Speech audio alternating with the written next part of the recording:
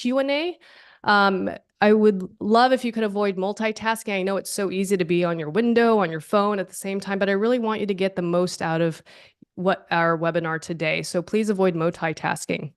At any point, if you have some questions, go ahead and put it into the Q&A box, and Jimmy will kind of lead that portion to get all the questions answered. All right, so we're going to dive right into exercise. I thought initially we had chat boxes available, but we don't. So I'm going to have you write down on your piece of paper. We're going to go through a quick exercise. It's going to be a fill in the blank. And I want you to write down the first word or phrase that comes to your mind. And it's important that you're honest. And it's absolutely necessary for you to be honest so that we can go in deeper into understanding yourself. All right, ready? We're going to fill in the blank with leadership is. Write down the first word that comes to mind. Leadership is. Success is. Success is. My employees are. My employees are. As a leader, I am. As a leader, I am. Last one is, my relationship to change is. My relationship to change is. So now what I want you to do is I want you to take a quick look at your paper, and I want you to underline the word that you want more of. So let's say that what you shared on your paper is leadership is fun. So I want you to underline that word because you want more of that in your life. And then I want you to circle the word that you want to improve on. Let's say my relationship to change is it's hard, and you don't want it to be hard anymore. So I want you to circle that word. And the reason why I had you do this exercise is because this is our frame or context, our mindset, the way that we view life, our truth tape. Our truth tape is the narrative that we talk about in our head over and over again that becomes our truth. And what we don't realize is that we have the power to rewrite our truth tapes. So I want you to take a look at the word that you circle, and I want you to start thinking about ways that you can rewrite your truth tape. Because after all, the way that we see the world, that is under our control. And we can change that narrative to be more empowering and to help us to move forward and be better people. All right, we're going to move into, I'm going to go back to Jimmy now so he can do a little intro again. Nice. Nice. So excited for that exercise, Juliana. Thank you. And I was writing so frantically, and I was thinking as you were asking the questions, and I was trying to write it down as fast as I could. That was a good exercise. Joining us today is Tim and Johanna. Tim and Johanna, they are the owners and the operators of Bimmer's PhD. So you guys can come up on camera. They have been working together for quite some time and successfully. I'm sure that there have been moments where maybe Johanna wanted to fire Tim, and I'm sure there are moments where Tim might have wanted to fire Johanna, and that's going to happen. That's going to happen in any business relationship, and even in a personal relationship. I don't have control over the video. You don't? Well, let's ask you to start the video. How about that? Perfect. Did that work? You know, it's great when technology works. So we got that going. So what's the history here, Tim and Johanna? How is it that you guys came together and started Bimmer's PhD? What's a little bit of the backstory? Go for it. Well, Tim was a BMW master tech at the dealership, and I was a mail lady, actually. I used to deliver mail, and we got together, and it was right when he was thinking about opening up his own shop, because he was kind of tired of how the dealership treated A, employees, and B, their customers.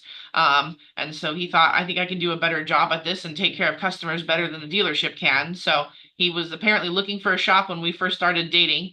And I told him, hey, that's a worthy idea. Let's go ahead and do it. And so I told him, you focus on the shop, I'll focus on the house. And he opened up the shop all on his own. He would order parts and close the shop and go pick up parts and come back. And then he would work on the car, and then he'd close the shop and go pick up the customer and bring him back. And so it was all a one-man show, all on him. And then maybe about 6 months after we'd gotten together, we realized that I could probably work at the shop and I didn't have to work at the post office anymore. So I quit my job at the post office and I started working with him in the shop, kind of doing the admin and the office work and P&Ls and things along those lines. I mean, I did backup service advising and things along those lines too, but that's not my forte. So yeah, I kind of do the back end, and Tim ran the shop and was service advising, and we've just kind of grown it over the last 15 years. We have a staff of 9 right now. So there's Tim and myself, and we have a service manager and a backup service advisor. We have 2 technicians and 1 apprentice, two regular technicians and 2 apprentice technicians and 1 porter. Wow, that's phenomenal. That's awesome. So I need to go back here to the beginning again. Here, 6 months in, Tim's working the shop, open, close, open, close. You're still dating, is this right? Yes. And you quit with the post office and came into the shop, and you're still dating. At what point did you guys get married? And this was like, this is the real deal, boys. It took about 5 years. We knew from the beginning that we were going to be together, but let me add a little clarifying story. So we love dirt bike riding and spending outdoors and going camping together. So Johanna's still working at the post office, and every opportunity she has, she comes and visits. But a one-man show, I mean, like, you ever seen the guy that's like doing the drums and the guitar and the harmonica? That was me. So it was a breath of fresh air when she came to help me, but you know, her very first phone call, she like choked on the phone call, and today she teaches how to do phone calls. So we didn't know jack, Jimmy. We didn't know anything. So I can figure it out better mindset from, you know, the 1,800 square foot shop and the 1 lift that there was and the 1 office that there was. So anyways, Johanna got hurt dirt bike riding. She bashed her knee. She got some stitches. And so she got to not go to work to the post office. And I was like, well, why don't you come in and help me out? And that's when we quickly realized, you know, we're great partners, you know, we love each other, but there's a little bit of compatibility issues. She's like, you don't know what you're doing when it comes to the office work. And I was an egotistical mechanic who said, I know what I'm doing. I've been doing this a long period of time. And we quickly figured out, if we don't get some help, we're doomed. So at that point, we were buying parts from Worldpac. So there was a group meeting. So Johanna said, why don't we go to one of these trainings? And I said, trainings? I know everything. I don't need to go to training. I could probably be the instructor myself. So we went to one of these trainings and quickly realized we don't know jack. And we implemented what we thought, all right, if we try this, this is going to make money. And within our first month, we had $5,000 extra in the bank. So we quickly learned that, hey, we got to get with somebody that knows how to do this so that we can learn this process, because we need more than just to go to this training event. And that's when we started picking up coaching. And I think that's been the biggest game changer for that big gap in the story of how we started as a 1-man or 2-man husband and wife team to hiring somebody that seen things from a bird's eye view that said, you really should do this.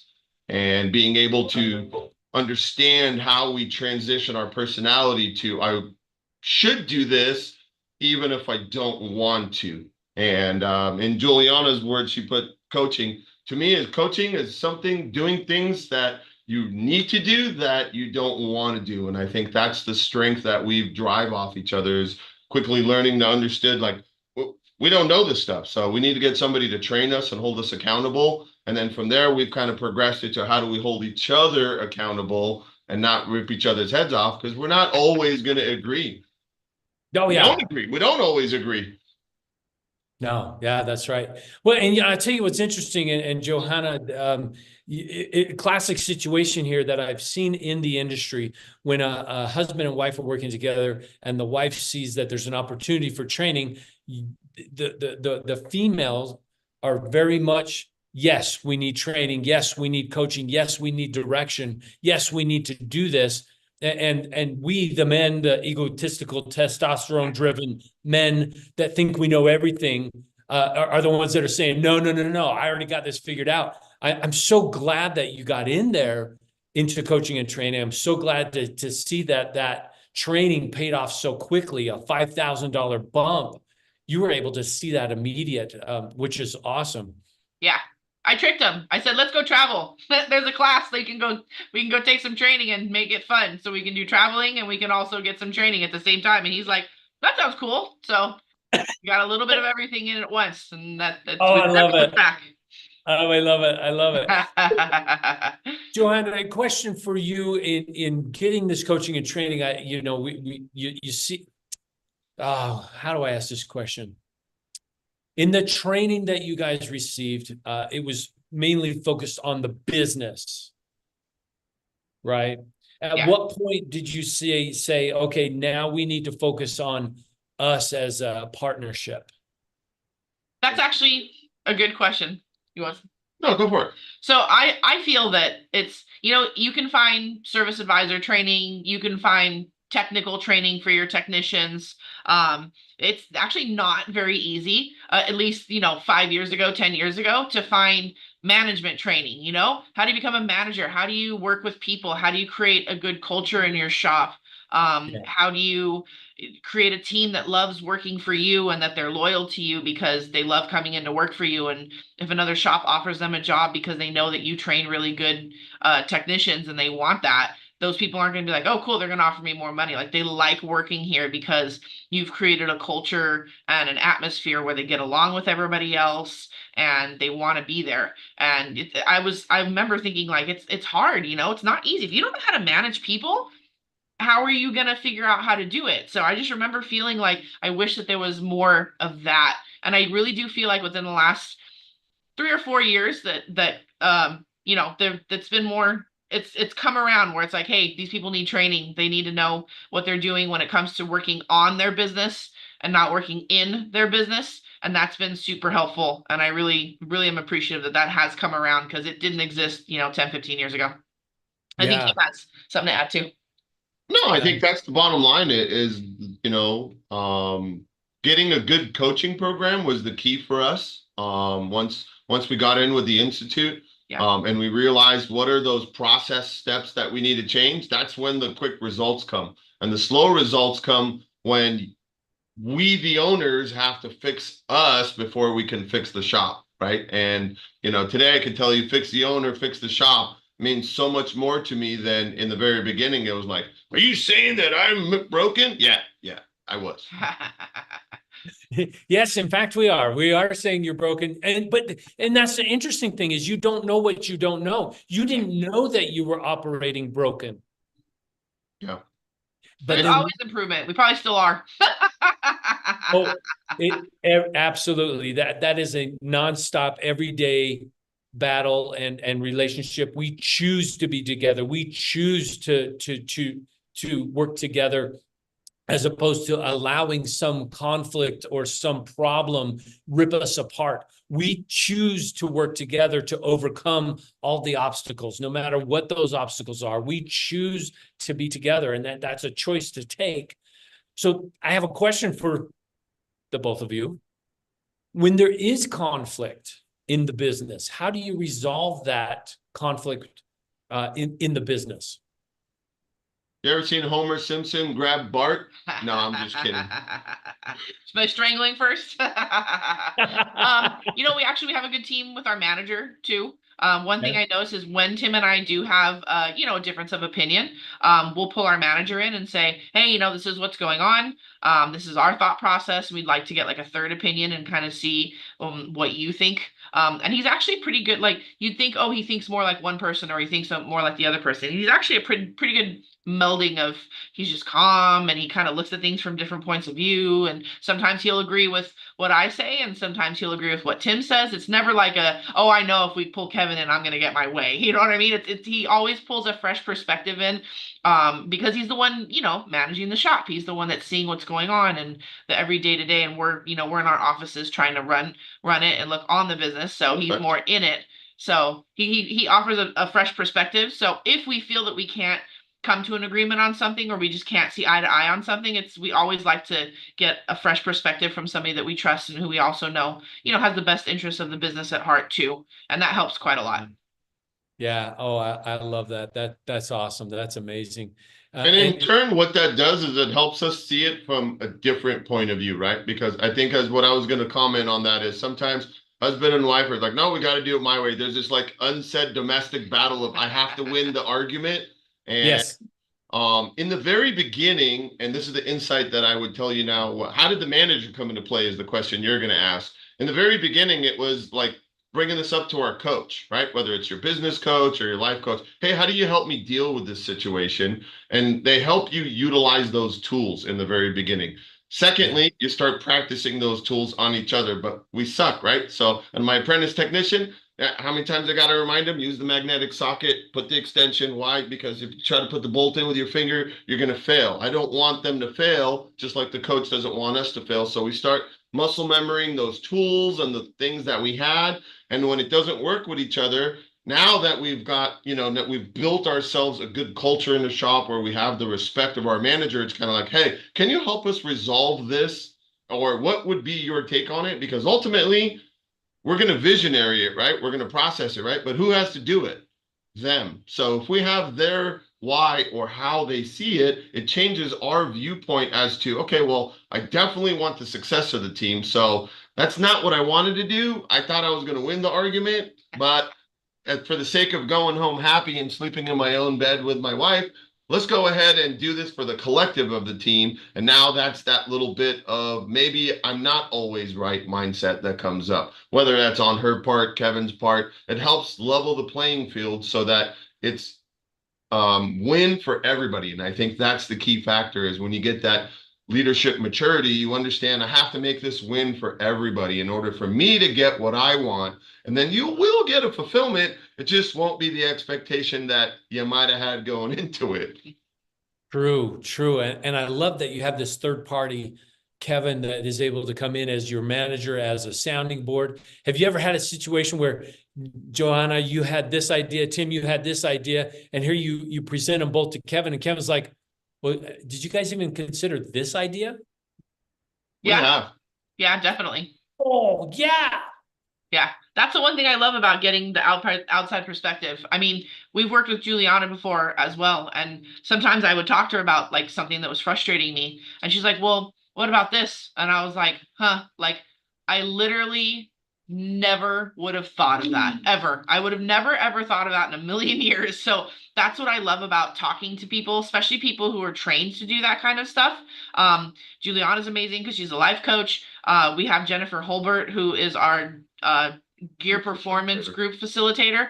If we go to Kevin and maybe Kevin doesn't have the answer that we need, or maybe we need a little bit more insight, Jennifer's always a text away, and she's also amazing, especially when it comes to business advice and things along those lines. So we have a good network, and it's always surround yourself with people who are smarter than you, better at your job than you, because you're always going to be able to network with those people and learn from them and get advice from them. And sometimes it's literally something you're like mind blown. I would have never thought of that. I didn't even think it was an option. And yet it's so simple. It's so simple. You just never would have thought of it. It's so true. It's so true. It's great to have that coach that can give you the guidance, because that is all also with Juliana. And Juliana, if you're here, this is where Juliana has trained and taught and researched and developed and worked with. She has these skills, these tools to help couples, to help business partners to come together and when there is conflict, to work through that. Yes. And that's exactly what we're going to be diving into. Some of the things that Tim already shared are going to be things that I'm going to be talking about. So I love that. But conflict is, a clash of interests, values, or needs between individuals or groups that often result in disagreement, struggle, and tension. And people don't often know how to deal with conflict because it's really uncomfortable. First of all, we're in a heightened state of fight or flight Literally the same parts of the brain that are activated when you're being chased by a cheetah are the same parts of the brain that are activated when you're in a conflict. So imagine being chased by a cheetah and trying to talk it through, right? No wonder we say things we don't mean. We say sometimes our ugly self comes out. Or some of us might just freeze and not say nothing. And some of us might actually just like flee the scene, right? Like, I can't talk about this now. I got to go.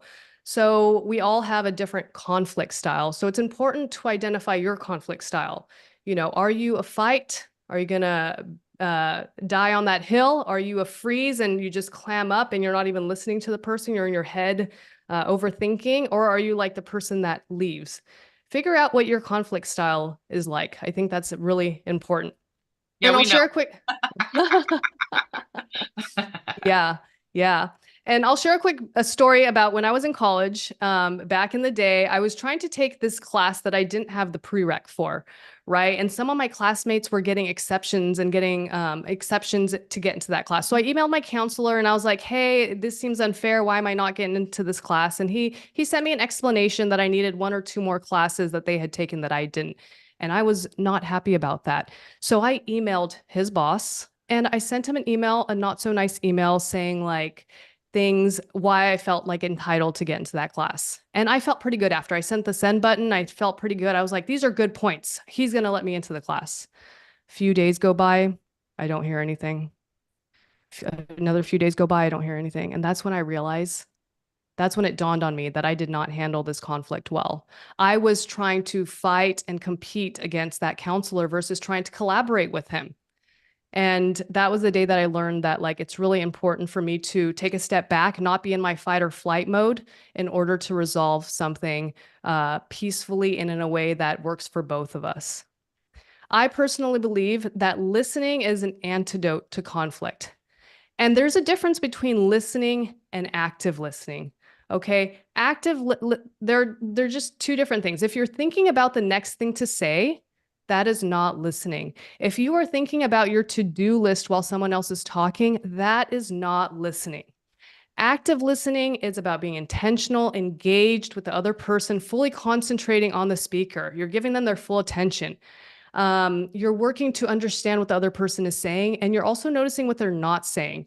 You're providing feedback. You're engaging with the conversation. You're paraphrasing and summarizing.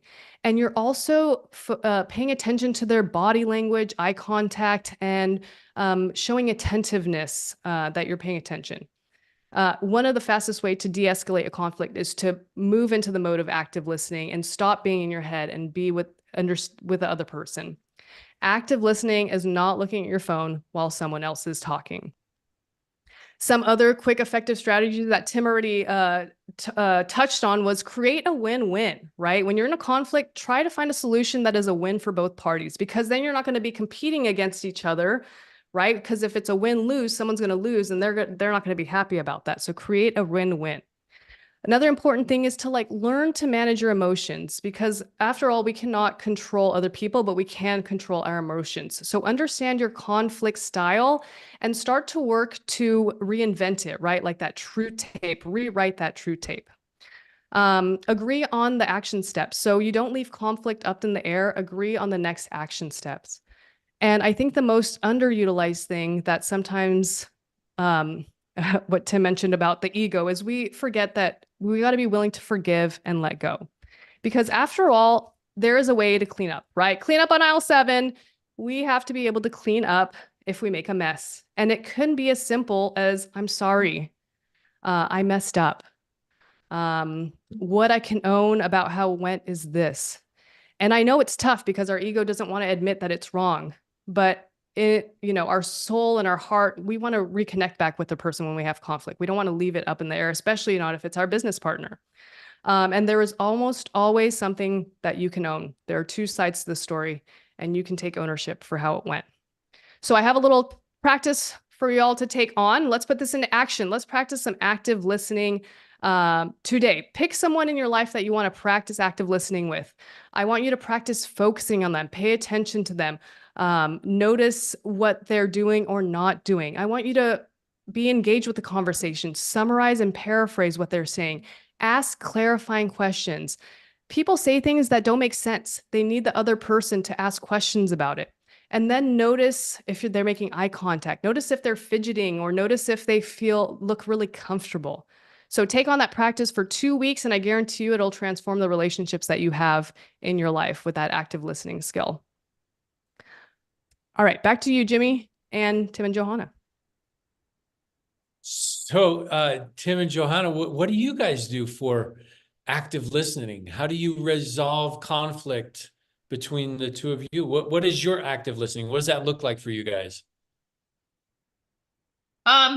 I think it does. It takes a conscientious effort to stop the thoughts that are going on in your head of what am I going to say next to what he's saying right now, and just really, what's his point of view? How's he feeling? I'm a pretty empathetic person. So it's actually a little bit easier for me to just I always will put myself in the other person's shoes and wonder, like, if I was them, how would I feel? And it's usually, not great. And then I don't want to make people feel that way. So, it's a conscientious effort. You have to kind of stop yourself in your tracks of what you're used to doing. And, like Juliana said, like, you just got to be an active listener. You have to, I think one of the big things really with everybody is just, what am I going to say next? What he's telling me that I did this, this, and this, but I need to defend myself, and I need to say, but this is why I did that, and this is why I did that, and well, you did this, and but that doesn't get anybody anywhere. It just creates more conflict. And then Right. You'll find that if you just take a step back and be like, okay, if I did this, if I was him and he did this to me, whatever, if this was done to me, how would I feel? It's like, okay, I feel pretty crappy. I wouldn't like to feel that way. So I can see why he feels the way he feels about my actions or lack thereof.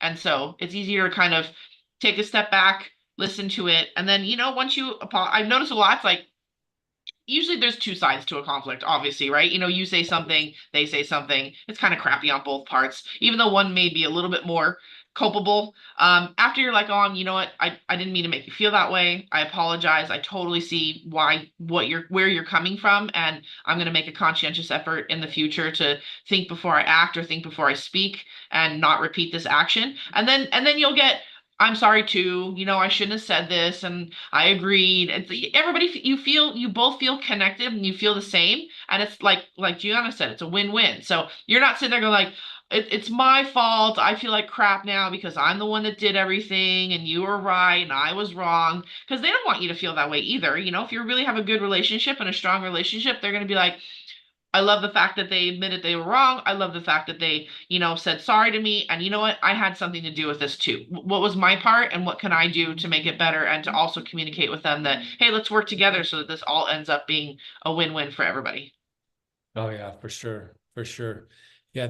Being able to take a walk in somebody else's shoes for a mile or 2 or 3 to understand their point of view and their perspective goes a long way.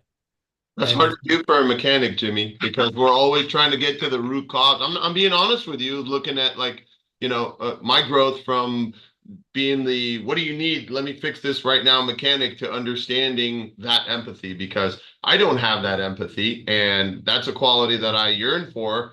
But I think the part of it that took a challenge, and I would probably challenge other mechanics and leaders to start with this, is start with vulnerability, And I think changing the conversation, it's easy to say, you made me feel right, 1, 2, but we've got 3 more of these bullets pointing right back at us.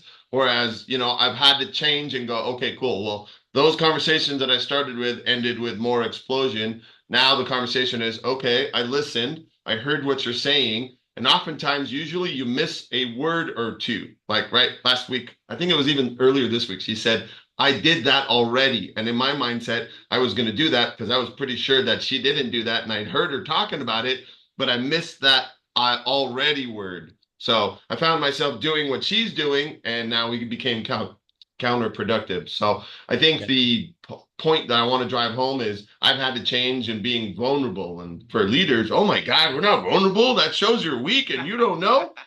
Yeah, I don't know. I don't have the answer. And that starts with my wife. That starts with my manager. And it goes all the way down to my text. They come up to me in the middle of a job. I don't have the answer right now. We can work towards it together. But being vulnerable and saying, I'm not sure, let's figure it out together, gives the other person their ability to kind of just drop their guard and go, okay, cool. We can come back to this, and it's organized and set in a time frame versus a fire putter outer, a scenario where you've got something that you're handling that you're not in the correct mind frame for. Again, we could go down a scheduling path talking about that, but handling that at the right time and making sure that you leave the other person feeling empowered, right? I want to make sure that you feel, when you leave, you feel like I did the best I could to help you with your situation. So you're inclined to come back and ask me for help again. And that goes all the way down to your clients, your customers, your family members. It works all the way around. And if it wasn't for the people around us that helped you see that with patience, at least with me, I wouldn't be here today. So that's a very good point that I find myself constantly working on and failing on too, but work in progress, right? Failing forward. It always is. It always is. And Tim, thank you for being vulnerable in this situation. It's not always easy, man. I understand that. And I'm with you. I am working actively to develop more empathy. And it's something that I'm working on. Tim, it's great to hear that I'm not alone. I'm glad that you're working on it as well. Brother, that's awesome. Thank you. So question for both of you then. Also, I'm going to steer a little bit different direction here. When we talk about the business goals and your vision of where you want to go, how do you align your business goals to be in line with your vision together as partners? Because maybe one wants to go another way, one wants to go another way. How do you align your goals to be with your vision together? Actionizer. Yeah. That's Well, that's a to-do list. Yeah. Right. So I feel that the training that we do it together.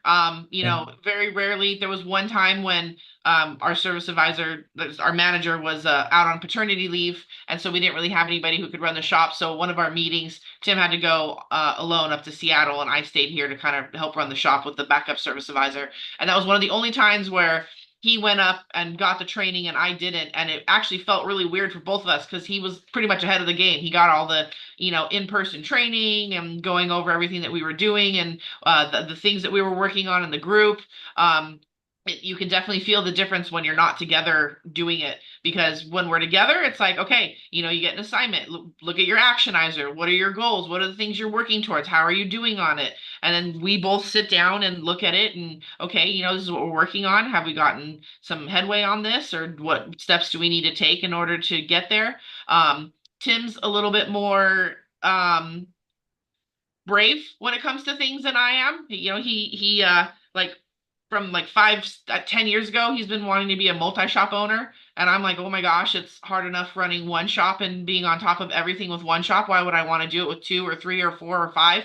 So he kind of sometimes has to drag me with my heels on the ground up into those things. But I'll come around. But he's kind of the visionary, and I'm kind of the one that sits in the back and it's like, well, you got to think about this rationally and what's going on. But we collaborate. We do it together. So I help him to not make too rash of decisions when it's not a good time. And he helps me to kind of make rash decisions when it's the right time. So we just work together at it. And, I feel that the training and the group effort, doing it all together, that really helps to keep us in line. And then you just have to set the time. And that's really hard. I mean, it's actually something that we find to be difficult because, you live with each other, you work with each other. Sometimes we drive with each other. Sometimes we don't, because you just need that 45 minutes away from each other, every day. So it's like when you get home, do you want to sit down and work on the goals of the shop? Sometimes it's like, no, I don't want to talk about the shop. I just want to cook dinner and relax for a minute. And he's usually very, we got to talk about this. We got to talk about this. So, it's kind of finding an even ground and finding the time to do it and making sure that you stick to it. He's a little bit better and more consistent with it than I am, but he helps me out, which is, once again, it's a good thing because we're opposites and you need somebody to help you out where you're deficient and vice versa. Oh, I love that. That's amazing. That's amazing. I don't know how to follow up on that, man. That was all in a nutshell, but it's the groups. I think if I could add one thing, For those that don't know, we're in a groups program with the Institute, and that means you're within 12 other 15 shop owners, and we meet and we hold each other accountable. And I think that's the key behind it is people look at coaching like, oh, somebody's going to tell me what to do. No, I tell this other person, hey, Johanna, I need help with this. And can you help me with this? Can we sit down and collaborate with it? So in that group setting, we've learned to use a page that we call the Actionizer, and it has goals for the company and then personal goals. And I'll tell you, my personal goals are like, I had to add categories to the personal goals. So what that did is when I first seen that, it helped get all my ADHD ideas out of my head and on paper. And then now we can discuss them and say, is that our goal? Yeah. And on that goal list, this year we bought our first house. This year we bought our property of 15 years we've been renting. So if you put goals in front of you and you work towards that and you talk about it, whether you want to talk about it, whether you don't want to talk about it, it puts the vision in front of you. And I've learned to be more and more process driven, which helps you go, okay, how do we get to where we need to be? And I think working with Juliana and past before, that has been the clutch. Cool. I got an explosion of emotions I don't like. How do I change that? Well, I change my relationship with my emotion. I don't like this anger that I feel. How do I change that relationship? I got to either take time away or go, these are the steps that I'm going to do like we did. And these are the things that I'm not going to do. So when I hit those, I go, damn it, that's that I didn't want to do. Let me go back to what I was doing because I wrote it down. It's real to me. And when you got an accountability partner, I wouldn't be a good partner if I just said, yeah, whatever you want to do, because that doesn't lead to the end goal of doing what's hard, right? Doing what's hard, I'm sure Juliana's going to go back, so I'll just shut up and let her do her deal. No, I think you're hitting the nail on the head, Tim. I mean, it's so important to have goals and to know the direction that you're going, especially in business partnerships. And I think oftentimes we talk a lot about goals. People talk about goals, vision, values, but they're actually quite distinct, but they get all moshed up. So a vision is the bigger picture, the thing that you're working towards. It's designed to motivate and guide over an extended period of time. And the vision is also meant to motivate your employees as well. And it could affect how you interact with your customers. Goals are a little bit smaller. They're clearly defined and focused. There's typically a deadline or a time frame around it for you to achieve it. And the values is the thing, the guiding principles that you make decisions with and create the goals and vision with. So I'm going to give you, I mean, Tim shared an example of the values of a goal, but I'm going to share a little personal story about when I was in my mid-20s. I started dating this hot, nerdy scientist, and on paper, he sounded great. He sounded great. Except for the fact that inside I knew that we didn't really want the same things. We didn't really talk about our goals, right? I was looking more for a monogamous relationship, long-term, maybe lead to marriage. At least I wanted that possibility to be in place. And for him, I don't think he knew what he wanted. He didn't know what he wanted. So we never talked about it. Also, like sometimes we're too afraid to talk about the things that we want, because they might not align with the other person. But I spent 5 years with this person when I probably should have broken up with them after 2 years. So although the relationship was still great, our visions and our values did not align. We were not on the same page about what we wanted. So imagine that in a business partnership, right? Tim wants 5 shops. Johanna's like, I'm good with 1. But if they didn't communicate about that, then their actions would be different on a daily basis. But they do communicate about that. So that is like the very important piece. So if you're a shop owner, make sure you have a guiding North Star that everyone in the company knows, including your employees. Make sure you have a target or a goal that is specific. And you want to create these for your employees as well, because that's going to help motivate them. If your employee wants, let's say they want to manage people and they don't communicate that to you, or you don't know about that, you're never going to put them into a manager position because maybe they're such a good tech. Or let's say your employee wants a raise, but you don't ever specify what they need to do to get that raise. So it's a co-creation between the shop owner and the employees to make sure that there's a target that they're working towards that is specific. So that helps to motivate them. So every day that they come in, they're excited and doing their best job. And then you want to make sure that you communicate and over-communicate your goals, your vision, and your values as well. So the values will help shape how you pursue the goals and uphold the vision. And I think in my relationship, when I didn't have the vision and the goals in place, I wasn't in integrity with my values also. I did things that did not uphold my values, and I tolerated things that were not part of my value. And once you kind of have a vision and goal in place, then you can create some really clear communication protocols, right? Like having those standard operating procedures. It's hard to create standard operating procedures in a business if you don't have a vision or a goal for the company. So, and this is important when conflict arises, right? Let's say one of your employees is not doing so great, or they had to leave. What are you going to do? You have a protocol in place for that. Figure out the best way you need to have communication protocols, such as knowing how you're going to communicate to people. Are you going to email, text them, have a verbal conversation? So all these things can be created when you make your goals and your vision put into place. So I'm going to turn it back to Jimmy and Johanna now for our next section. Oh, go ahead. Well, no, that's just really good, because I have a situation here I'm going to throw out at Joanna and Tim. Fictitious. This is fake. This is not real. But it goes right in with what we're talking about. If Tim was to come home and say, "Hey, Johanna, I just bought our second and third shop." Yay, Tim's all excited because it's going after his vision. And if they hadn't had conversations, Johanna's thinking, what in the get out? No. Right? I mean, that would be a bad situation. So totally fake. I understand. Tim and Joanna, what do you do in your relationship that helps with the transparency and transparency? Did I say that right? The transparency with your relationship, and to develop trust in that relationship, that you're both on the same page. What do you do? Meetings. Meetings? Yeah, monthly meetings, but mainly the financial meeting. I think going over, where understanding this money that we moved, where did it go? Did we end up with profit? How much of it ended up for us? Did that go in the goal set that we had?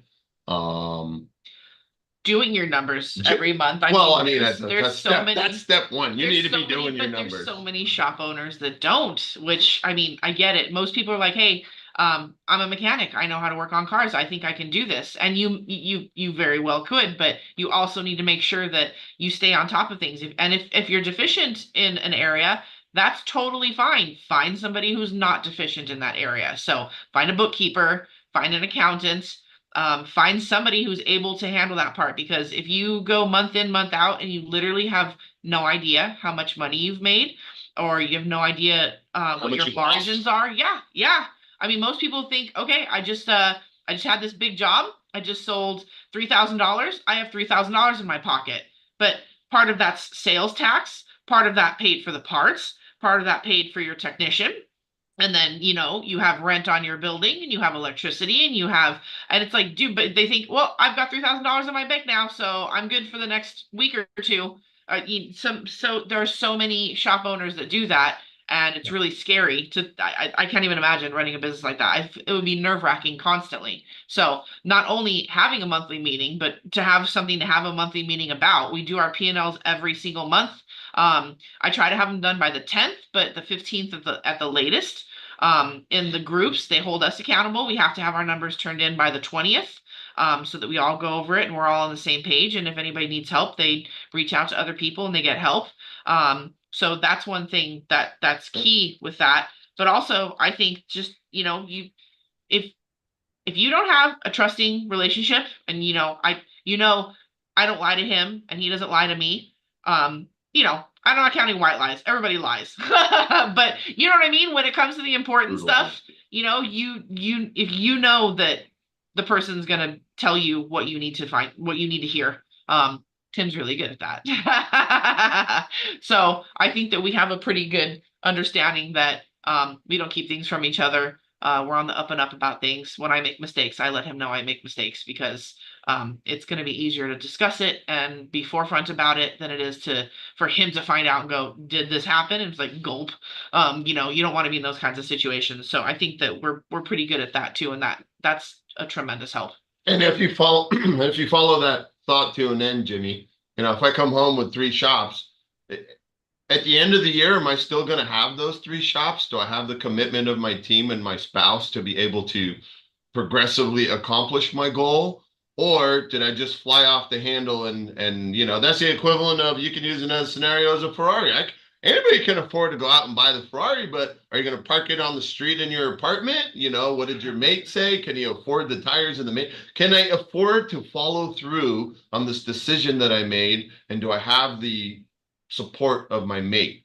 Because if you don't, you're going to have a rudder that goes this way, but you're going to have another jet that goes this way, and then the jet never gets off the ground. You got all these people making decisions, right? So I think talking about it on a regular basis, having a good financial analysis of, is this real? Like Juliana talked about the goals, setting smart goals, right? Measurable goals, realistic goals, attainable goals that we can say 100%. And that's what the Actionizer does. When we get to our goal, I put a full green 100%, I pat myself on the back, I pat her on the back, and I say, yeah, I did this. Okay, cool. What's next? And sometimes, believe it or not, it comes up month after month. I still have to fix the lights. The techs are still telling me that now 1 more light is out. So I'm not perfect, any more than she's perfect. But just to get lights fixed in a shop, there has to be a plan, there has to be a budget. And these are the things, having these constant conversations, putting these small little processes and steps in front of us not only helps us, but it sets a really good example for our staff, because when we're not here, they go, oh, when they weren't here, this is what they expected us to do. Versus oftentimes when I'm talking to other shop owners, when the cat's away, the mice will play. And we don't want that. I want to set a good example so my staff knows, Kevin's growth Kevin's growth plan is to become the manager and run the shop 100% independent of Tim and Johanna. When that occurs, then only then can we put ourselves in a position where we're not part of the hamster wheel, and we can now go open a shop 2, 3, whatever the scenario may be. But the collaboration is there. And I really want to elaborate on collaboration, because this hit me on a drive in one morning. I was listening to John Maxwell book, and he was talking about the difference between cooperation and collaboration. And you're smiling because we've had this conversation before. Cooperation is everybody does what I want, we're all happy.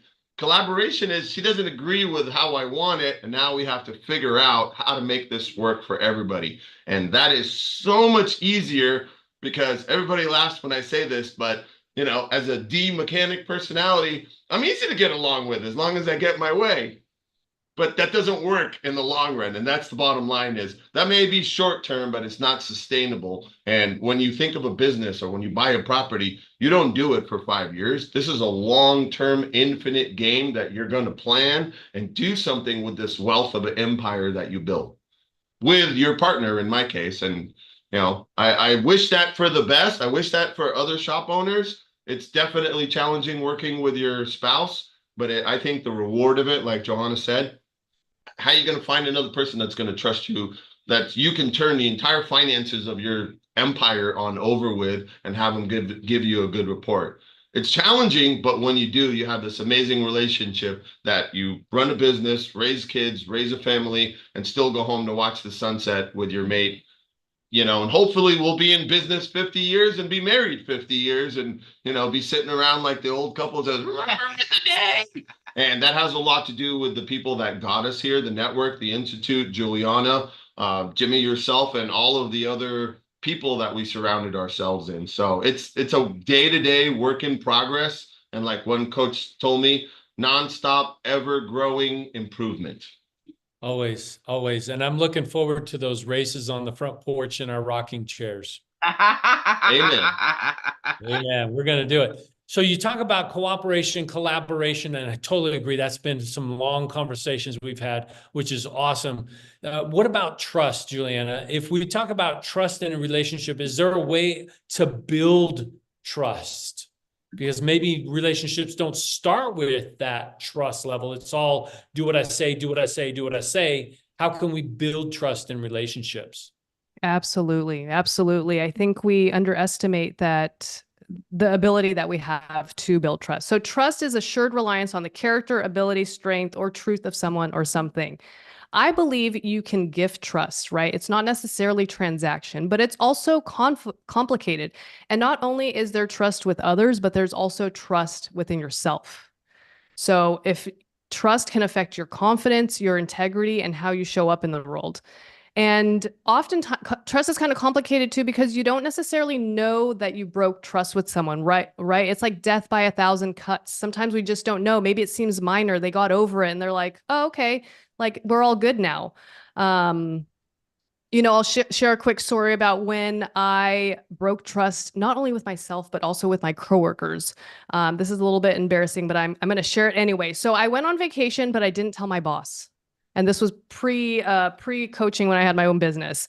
And I went on vacation without telling my boss. I was naive and I thought I could like work remote, and I was going to Burning Man. It was just like a lie that I told myself that I could work at Burning Man, because it was just not going to happen. So I lied to my boss about where I was going, and I lied also to myself that I would be able to work. And the first few days were terrible. It was like eating me inside that I had told this lie. Eventually, I was able to get out of it. And like I had fun at the event. But when I had to go into work that Monday or Tuesday, whatever it was, I had my tail between my legs and I knew that I had effed up. And what I had to do was I had to rebuild trust. I had to admit to all my mistakes, because that was going to help me to trust myself. But B, I had to also do a really good job at my work, project managing. I was excellent with my clients. I was transparent in my communication, and I was able to rebuild that. Because after all, there are a ton of different ways that we can break break trust, right? Breach your confidentiality. Someone tells you something in secret and you go tell it to someone else. That breaks trust. Or you're dishonest, or you don't follow through on something. Like you say you're going to do something, you don't follow through, or you're inconsistent. But just as much as it's easy to break trust, it's also just as easy to build trust. And building trust can look many different ways. It can be owning up to your mistakes. It can be being consistent, showing up, like saying what you're going to do something and you do it. That's the way that you start to build trust again. Build a positive relationship. Maybe you actually have a conversation around how you want your relationship to look like. A few things that I know for sure build trust is transparent communication. Openly share information. I love what Tim and Johanna said about they constantly communicate. They're open about it. They're honest. Don't sugarcoat. Don't sugarcoat. You're only lying to yourself or the other person. You only sugarcoat because you're trying to protect yourself or the other person, and neither of them really work. Integrity and consistency are key. Keep your promises. And it can be small promises, but keep your promises, to yourself, right? Because that creates confidence. If you don't keep your promises to yourself, that starts to erode you trusting yourself and your abilities. The last thing is just respect and recognition, and acknowledge, thank your partner, let them know they're doing a good job. And always address their concerns thoughtfully. So I have a little practice before we all take off. Pick one person in your life that you want to build trust for. And for the next 2 weeks, you're going to create small promises with them and you're going to follow through. They could be simple, like, oh, honey, I'll email that difficult client, and then go do it. Or, I'll take care of this at the shop, and then go do it. And then practice being honest, diplomatic, and tactful, especially if there's conflict, and start to build that trust. In 2 weeks, if you just do these simple things, your relationship will be transformed. And if you're looking for a little bit more transformation, I'm offering all our participants 30 minutes of a complimentary coaching session so we can dive into your partnership and to get a little bit more specific about what you're looking for. Jimmy, I have a closing quote before we go into questions. Should I go into that? Yeah. Go into your closing quote. But before you do that, I do have a question for you. Yes. With the QR code, if you want to bring that back up, is this just for married couples, or is this also available for business partners? Both. Okay. Or maybe even people that are thinking about getting a business partner. That's a great time to also think about getting a coach, even before you're in a business partner. What do I want in my business partner? What conditions must be met before I even say yes to this person? What do I actually need in a business partner? Yeah. Oh, that's extraordinary. Yeah. Oh, that's wonderful. Yeah. Let's go into the quote. And then I do have a question for Tim and Joanna. All right, great. I just have a little closing quote from Henry Ford about, coming together is a beginning Keeping together is progress and working together is success. Oh, I love that. Yeah, let's go for the success for sure. So this question is from the audience. Solana says, hey, Tim and Joanna, did you seek leadership coaching like Juliana offers, or did you learn more of it along the way? We sought it. Yeah, we definitely went looking for, like I said, when I felt that there wasn't really a lot of management kind of coaching, or how to be a good leader to deal with your people and kind of understand what they're going through, etc. We spoke to our personal business coach at the time, and he actually knew Juliana. And he said, I think I have somebody who might be able to help you out with that. And he introduced us to Juliana, and we actually did start working with her on that, because like I said, I felt like that it was an area that was lacking anywhere that I had looked. And so I do feel that actually has improved more, even expanding beyond Juliana. It's helpful to get the life coaching that she offers, and then also working with different groups, training groups. They have different things to offer now for management and how to be a good manager. Yeah, and I want to elaborate on that. That's different than your business coach, right? Your business coach focuses on you, your process, your business, and how to get there. We wanted to focus a little bit more first together. How do we help our relationship and understand that? And in our meetings, we discovered we kind of have to separate this a little bit. There's a whole different learning that I need, that I got to have a little bit of time with Juliana. And I understood, to me, that came really quickly. What do I need to do? How do I do it? How to get it done? And the progress in the beginning was slow. But once I got it, it was like, okay, cool. I ran with that, right? And then Johanna continued to meet with Juliana a lot more on a weekly basis. And I think that really helped. The point I'm getting at is it helps you individually. This is your life coach. They help you focus on things that are you and you only. And hopefully that's in the direction of your partner. And if that aligns with what's going on in your group program or your coaching program, even better. It's like socks and shoes that fit together. And then you got those awesome laces that just say, I'm Jimmy Lee and I love, I mean, it becomes a perfect package together. So if you're not doing business coaching, get there. If you're doing business coaching and want to try life coaching, it's life changing. And I think that's why they call it life coaching. I've since moved on from it, but I got to tell you, Juliana, all of the tools and the things that you've taught me, I use, if not day to day, weekly. And some of the ones I don't use often, I remind myself when I step in it to go, damn, and that was that thing I wasn't going to work on. But, work in progress, right? So it's the whole network behind us, from Juliana, from the business coaches, to David Kuza, to Cecil, to Jennifer, everybody, even coaches that don't know that they had an impact on us. Aaron Woods, I'm going to call you out on that one. It's all of the stuff that the people that you're around that help you go, this is the little things that you should be working on. Constantly hearing those helps bring those to fruition. And you look back and you're like, wow, I can't believe we've accomplished so much in 15 years. Yeah, that's super cool, man. Thank you for sharing. I appreciate that. Juliana, you want to bring back up your QR code? I want to give you a big shout out. Thank you for all of your time, your effort, your energy, your thoughts. Tim, I agree with you. Let's work on us. Let's work on our relationships. Let's work on the business, because that'll get us in the right direction, down the right road, and have the right vision for getting there. So anybody that's watching this, scan the QR code. This will get you onto Juliana's calendar. Pick a time that's convenient for you. Her calendar is there available for you to have a meeting. And Juliana, thank you for offering this to everybody who's listening. That is so powerful. Thank you very much. Yes, thank you for having me. Listeners, take advantage of the 30 minutes. The 30 minutes will go very, very, very quickly. You'll be surprised at how quick it goes and how much you get out of it.